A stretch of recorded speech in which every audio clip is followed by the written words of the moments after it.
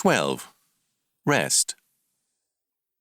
One interesting word used in the Old Testament is the word rest, as in Deuteronomy 3:20.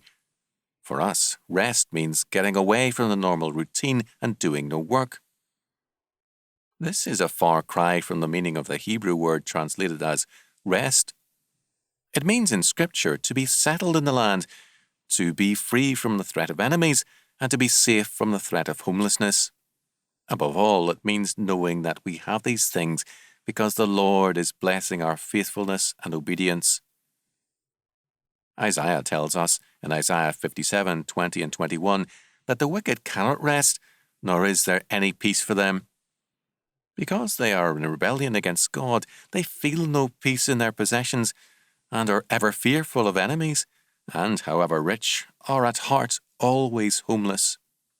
Thus, to rest in the Bible means to rest in the Lord and to trust in His government, to be obedient to Him, and to wait on His judgments. David tells us, quote, "Rest in the Lord and wait patiently for Him. Fret not thyself because of him who prospereth in his way, because of the man who bringeth wicked devices to pass." Psalm 37:7. We are not to fret, David says, nor do evil, but to know and believe that God's judgment will come upon evildoers and His blessing upon His people. Vacations are fine in their place, but take all the vacations you want, and if you fail to rest in the Lord, you'll be no better off on your return. The Sabbath, of course, means, above all else, resting in the Lord. It means the peace and security of a life of trust and obedience.